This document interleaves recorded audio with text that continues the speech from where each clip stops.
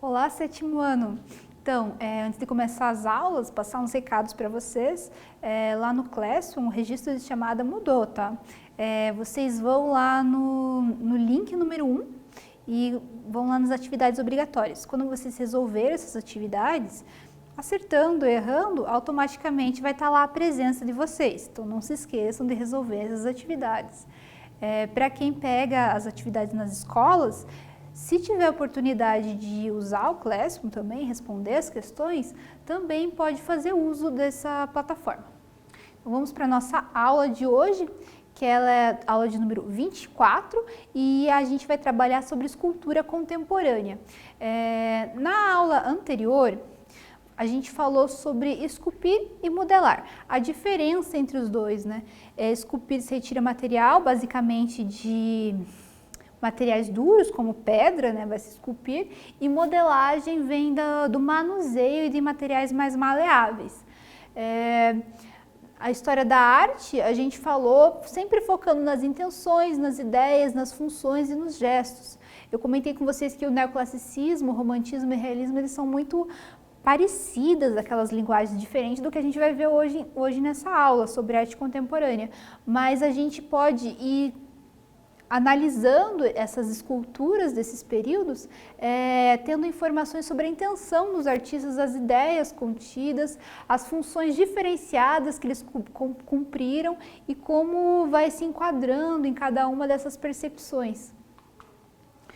Já na aula de hoje a gente vai focar na linha do tempo, na história da arte. Aí eu vou relembrar com vocês algumas coisas que a gente já aprendeu sobre a escultura. A gente vai falar sobre arte moderna, que vocês também já viram um pouco. A gente vai falar de esculturas de movimentos modernistas, também já viram um pouco, mas a gente vai focar para entender o que é essa escultura contemporânea, que é algo muito que está aí presente, né? Contemporânea é o que a gente continua vivendo.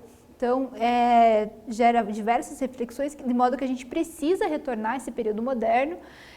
A gente fala da arte contemporânea e propostas que não se encaixam mais como escultura. Então, vejam bem, a aula é sobre escultura contemporânea e o que a gente vai ver são obras que acabam não se encaixando mais como escultura. Então, uma frase que eu quero que vocês carreguem é que, na arte contemporânea, a categoria escultura entra em colapso. Então, assim, pintura, desenho, escultura, gravura, são todas categorias que a gente utiliza para se referir a essas produções artísticas, né? Então, por exemplo, a gente fala em cerâmica, a gente fala em pintura corporal. Tem algumas comunidades que não têm essa visão da arte, essas categorias tão fechadas como a gente tem.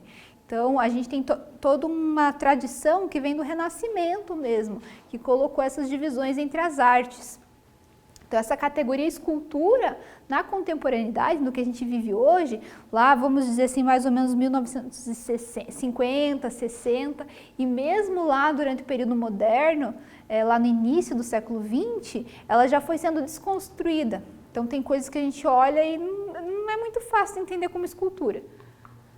Então, aqui eu coloquei uma linha do tempo, e ela está bem simplificada, só para a gente retomar algumas questões.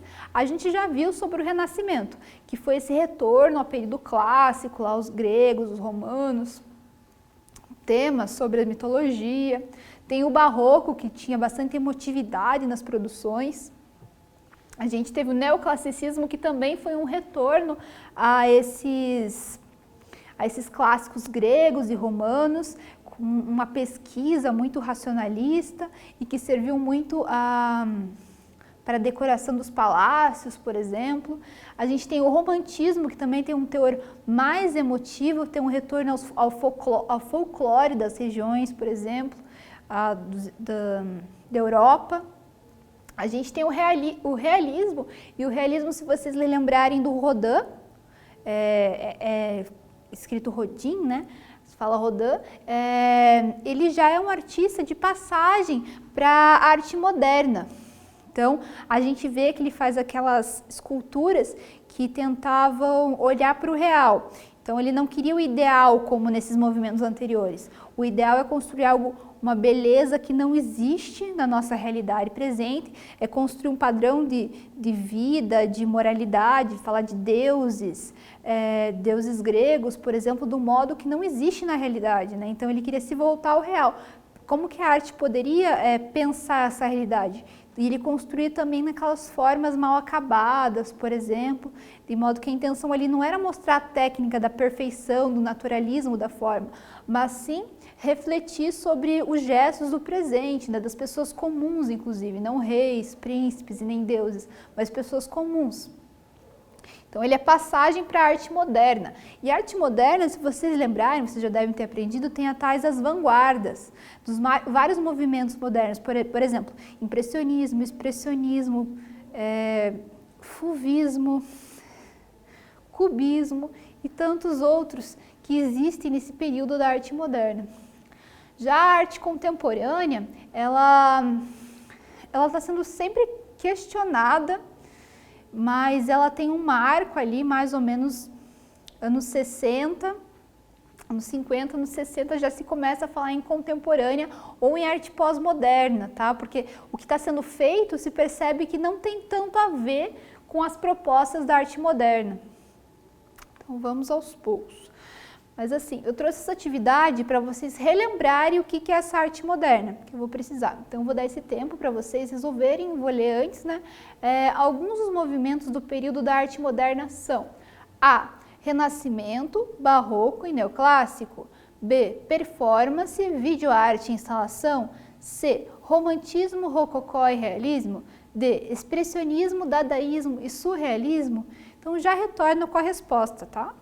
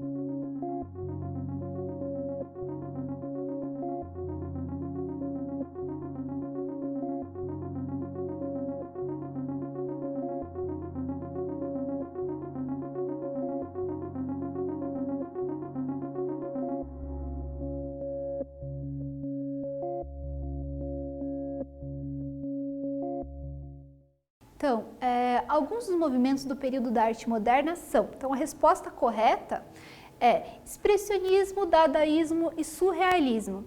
E ali eu já trouxe exemplos de trabalhos bidimensionais, né? Que é uma pintura do Van Gogh, né? Representando ele mesmo. O Van Gogh é um representante do expressionismo, ou talvez pós-impressionismo para alguns autores. E está nessa grande expressividade das pinceladas dele. Ali eu trouxe um trabalho da Hannah Höch, que é de colagem. A gente vê diversos materiais de maquinaria colados junto com pessoas, fotografias, né, retiradas de revistas. E ali ela está tentando mostrar essa realidade, né, do período que era muito influenciada pela grande produção de imagens, e imagens em série, impressos de revistas, de jornais.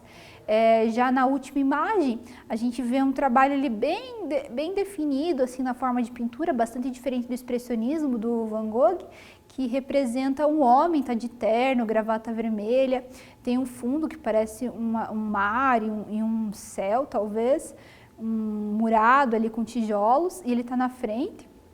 Ele é apresentado ali da cintura para cima, só que a gente não vê o rosto dele. Ele está usando um chapéu coco, o nome desse chapéu é chapéu coco, só que tem uma fruta no rosto dele. Então, algo meio surreal, né? Algo meio fantasioso.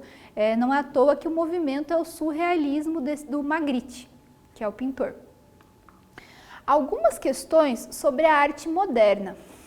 Então, propostas que rompiam com tradições do passado. Então, realmente, a arte moderna, ela é um grande rompimento. Então, cada movimento que vinha, ele vinha com uma proposta mais inovadora que a outra. Então, a ideia do novo era muito presente. Eles discordavam, por exemplo, dessa fixação de ter que se representar algo de forma naturalista, por exemplo, com as estruturas bem definidas.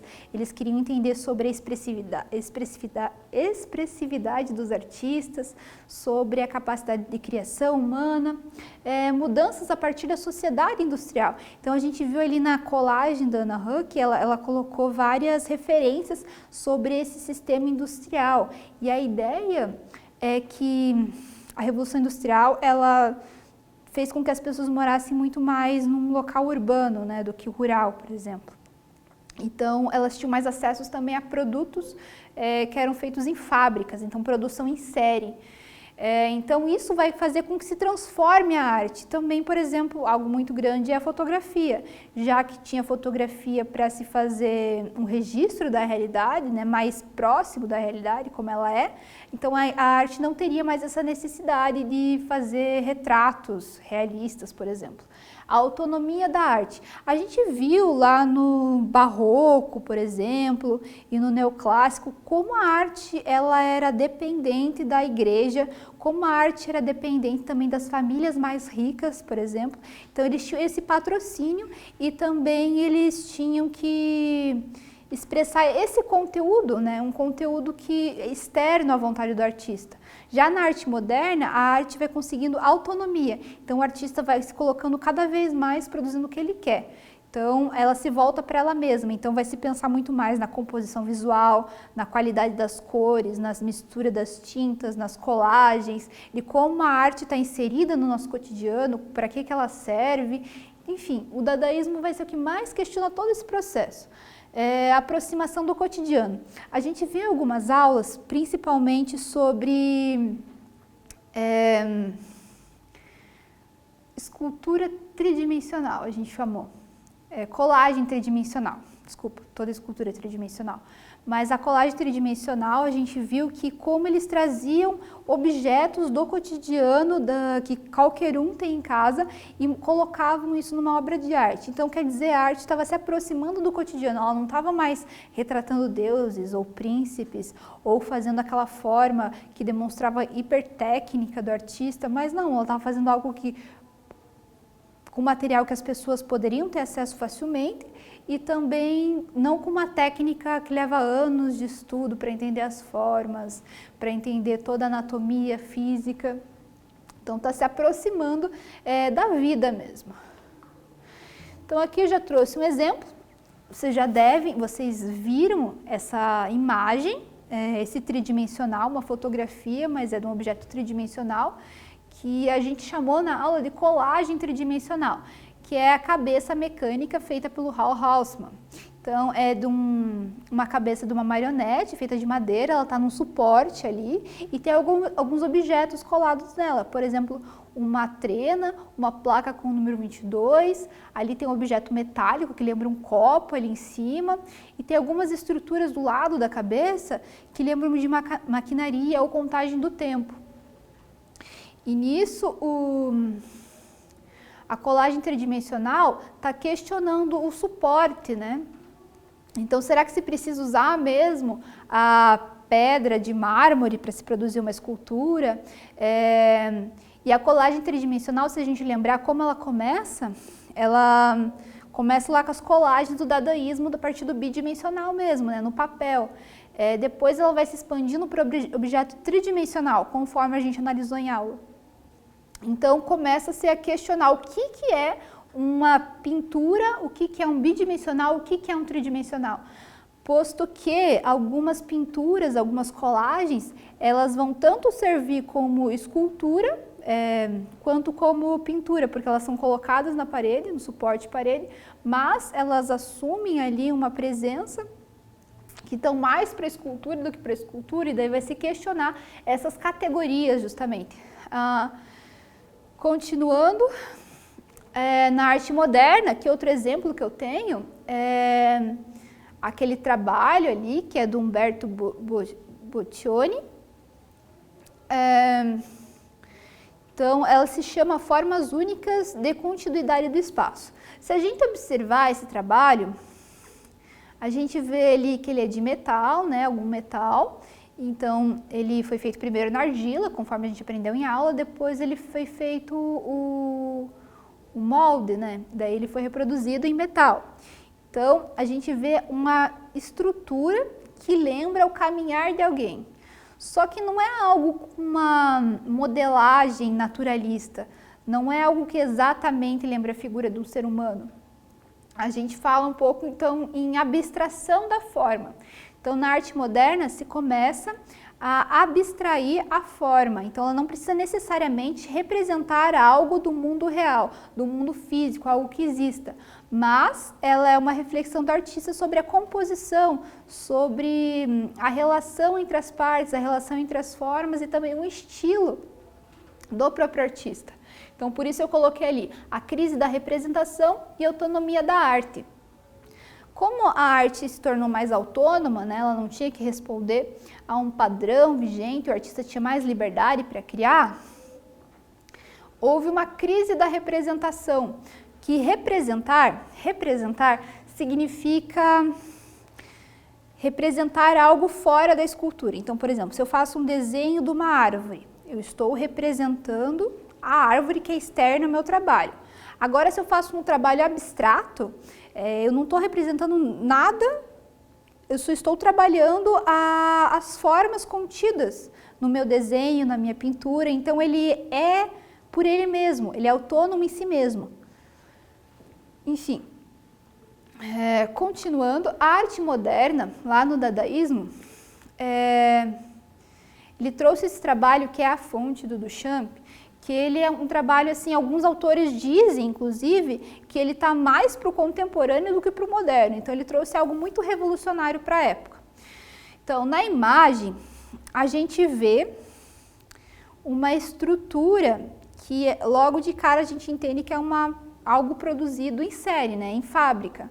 E daí, algumas pessoas talvez entendam diretamente, outras não, mas é um mictório de banheiro, né? Tipo, é um mictório de banheiro masculino. Só que o nome é meio irônico, né? Uma brincadeira, chama A Fonte. Então é o seguinte, o Duchamp, ele era do movimento dadaísta, ele quis provar que a maneira com que se estava tratando as obras de arte no período tinham muito mais a ver com o status de arte do que com a qualidade contida no próprio objeto de arte. Então, será que um objeto entra no museu porque ele tem uma qualidade? Como medir essa qualidade, né? Porque, posto que é algo livre, é algo que qualquer um pode fazer, que está no nosso cotidiano, que as pessoas têm acesso, né? Já que não é mais um super mármore, que não precisa de anos de técnica. Então, ele está questionando, será que não é qualquer objeto que pode ser tido como arte? Se colocado num museu, aquele objeto pode ser tido como arte? Isso foi uma brincadeira, na verdade, porque ele assinou nesse mictório, nessa peça de produção industrial, RIMUT, que, né, é uma assinatura falsa. Então, ele não quis ser identificado porque ele já era um artista famoso na época. Então, ele mandou para ser julgado para o salão e o trabalho foi tido como algo ruim, não entrou para a exposição. Mas quando souberam que era do Duchamp, daí sim ele foi colocado, daí sim ele foi analisado.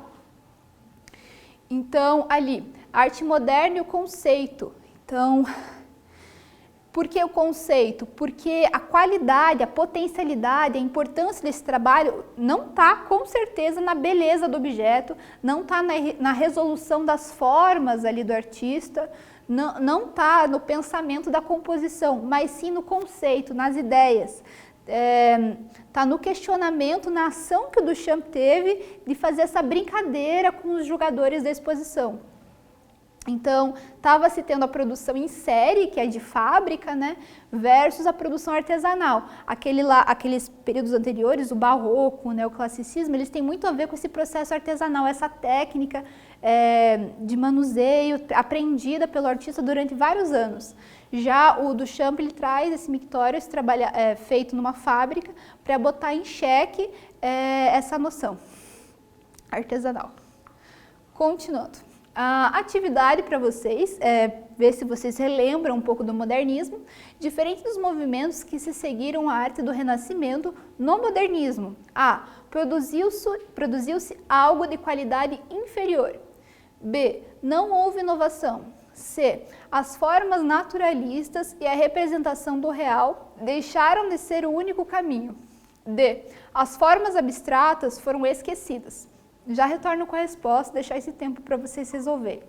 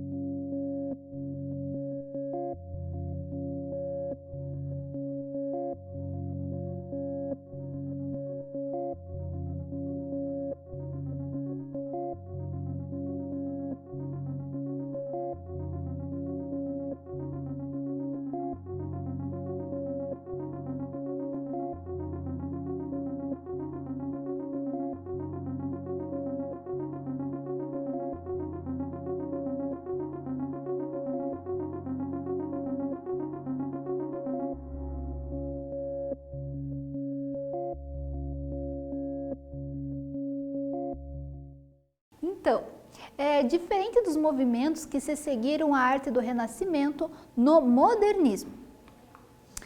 Resposta correta é a C. As formas naturalistas e a representação do real deixaram de ser o único caminho. Então, um ponto que a gente pode observar é que aquela busca de representar a realidade como ela é, essa grande carga colocada em cima do artista, foi deixada de lado e abriu-se espaço para a liberdade de criação. Então, aqui eu trouxe duas imagens para vocês. Essa primeira é do Brancusi, que é um representante do modernismo, um escultor, e essa figura ali, ela parece uma forma geométrica, né? Um cubo, um retângulo alongado, né? E representa duas pessoas se abraçando, se beijando. Elas parecem quase iguais, as pessoas, talvez uma diferença ali na parte da barriga. Tem os braços em torno, a gente só vê duas linhas. E a gente vê o cabelo quase igual um do outro, apenas linhas desenhadas. E o olho grudado no outro também. São duas figuras totalmente grudadas. Um cubo e numa forma geométrica, né, representando assim duas pessoas quase grudadas e quase iguais. Enfim, é mais difícil de descrever, porque é do moderno e assim, se a gente pensar fora ali da Europa, a gente tem vários grupos, tanto na África quanto no Brasil ou na Ásia, que não representavam, não tinha essa busca por esse naturalismo, essas formas de beleza ideal que tinha na Europa, por exemplo. Então, esse trabalho do Brancusi, ele está muito mais próximo dessas outras linguagens. Então, certamente, ele teve contato, ele soube dessas outras produções fora da Europa e teve influência. Já a outra figura, ela tem justamente a ver com essa representação, essa busca da beleza, embora seja o mesmo tema, embora também seja um casal ali se olhando, se abraçando, indo para um beijo. Os dois têm esse tema mais romântico, embora naquele representante ali do neoclássico, a gente veja formas bem realistas, tentando representar todo o volume da pele humana, como ele é realmente. Representando os cachos dos personagens, a movimentação do corpo, de forma bem naturalista. A escultura na arte moderna. Aqui eu vou fazer um resumo só do que a gente viu para vocês irem pegando a ideia para a gente falar do contemporâneo. Então a gente falou da colagem tridimensional, que como exemplo eu trouxe a cabeça mecânica do Hal Houseman, que colocava em crise a questão do suporte, né? Quando você vai saber que é uma escultura, quando é um desenho, quando é uma colagem, já estava em crise essa questão do suporte também. A gente trabalhou a abstração a partir daquela escultura do Boccioni, de forma que estava mais preocupado com a expressividade das formas, da composição visual, muito mais com a representação do que da realidade. Então a gente tem a crise da representação e a autonomia da arte. Então a arte não tinha mais a necessidade, a importância de representar a realidade. Então ela foi tendo mais autonomia para fazer algo mais livre da forma como queria, tendo as propostas visuais, conceito ali do trabalho do Duchamp, que era a fonte, aquele mictório. Então importava muito mais se pensar sobre a ação do artista, sobre o fato dele ter brincado com o público, feito ele refletir sobre a arte que ele tinha produzido e se aquilo realmente poderia ser tido como arte. Então importa mais a ideia, o conceito. E também a questão da produção em série versus o processo artesanal. Produção em série, que era o que é feito pelas fábricas, em relação ao processo artesanal, que é mais demorado, envolve a técnica do artista. Então, quando um e outro pode aparecer. Aqui tem um trabalho de 64. Esse trabalho, ele, na maior parte da bibliografia, ele é tido assim como uma quebra do que seria a arte contemporânea, não mais moderna, mas contemporânea. Quando se para e pensa, espera aí, o que a gente está fazendo é mesmo moderno? Tem a ver com aquela tradição, com aqueles artistas, com o Van Gogh? Será que tem a ver com o Brancusi? O Warhol, o Andy Warhol, ele tem bastante a ver com o Duchamp. Então, assim, vocês estão vendo na imagem caixas de sabão. O nome do sabão é Brillo. Então, esse sabão, ele está sendo... Ali a caixa do sabão exatamente, como se fosse no mercado. Então, essa imagem não tem nada de artístico nela, a princípio. O que acontece? O Andy Warhol, ele coloca essas caixas de sabão, justamente no mesmo processo do Duchamp, que pegou o mictório do banheiro e colocou em exposição, ele coloca para que se volte para a produção em massa, para esses logos da sociedade contemporânea, para essa publicidade em grande escala. Então ele está colocando justamente a questão do conceito, da ideia, fazer refletir sobre si mesmo, porque o que se faz, porque um artista faz isso é arte, e quando alguém faz isso, um designer, por exemplo, a publicidade já não é mais arte, já é produção de massa. Aqui eu coloquei algumas informações sobre Andy Warhol, porque ele é um artista bem importante e eu não tinha mostrado sobre ele ainda nas aulas anteriores. Ele é artista norte-americano e ele é do movimento chamado Pop Art.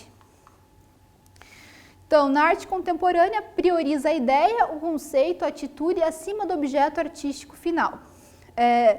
Produzir e refletir sobre a arte. Então, vocês vão ver que às vezes os objetos, a produção da arte contemporânea não é tão bela, tão atraente como do neoclássico, do romantismo, mas ela leva a uma grande reflexão. Então ali, na imagem, tem um ambiente natural, a gente vê que é talvez um lago, e tem uma estrutura em espiral saindo da terra, indo lá no meio desse lago e formando ali esse espiral. E essa imagem, de acordo com a época do ano, você vai ver que ela vai estar sempre diferente, porque é um ambiente natural, logo ele se modifica, né? Como choveu pouco, tem menos água, ou se chover muito, está encoberto. O artista desse trabalho é de 1970, né? O Robert Smithson. Ele produziu pensando justamente nessa relação com o espaço, relação com a paisagem. Não é um trabalho que está no museu, não é um trabalho assim que ele é tridimensional, como não tem uma modelagem e nem é parecido com as colagens tridimensionais. Então, será que isso é o quê? Ele é uma pintura? Ele é uma escultura? Porque ele tem relação com o espaço, mas também não é um bidimensional, certo? Está pensando todo o espaço como suporte. Então, o que é esse trabalho? Então, por isso, algumas conclusões. A categoria escultura não é algo universal, então foi isso que se descobriu. A categoria escultura, ela serviu num período ali da Europa. Claro que se continua a produzir, se continua a se pensar em escultura, mas ela não é a única possibilidade. A escultura e monumento. Então, a ideia de escultura, hoje em dia, ela está muito ligada à ideia de movimento, que é homenagear algo da realidade, porque ela representa algo exterior. Então, a gente vê, como do Smithson ali, há propostas que não definem muito bem como escultura. Então, a gente já vai para o nosso quiz. Na arte moderna, a escultura foi muito bem elaborada na técnica de Michelangelo. B. Ajudou a questionar antigos padrões. C. Não se sobressaiu por permanecer igual. D. Foi de grande importância para o barroco. Vou deixar um tempo para vocês resolverem.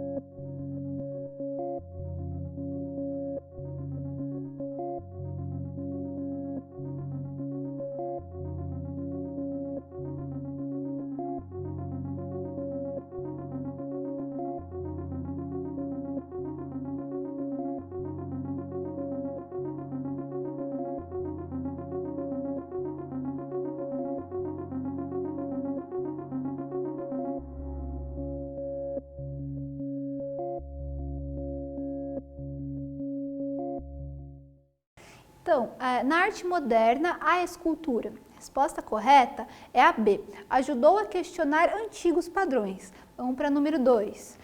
Unir objetos tridimensionais foi importante para qual modificação na arte? A. Para que se parasse de produzir pinturas. B. Para melhorar as esculturas. C. Para se experimentar materiais que estão dispostos no cotidiano comum.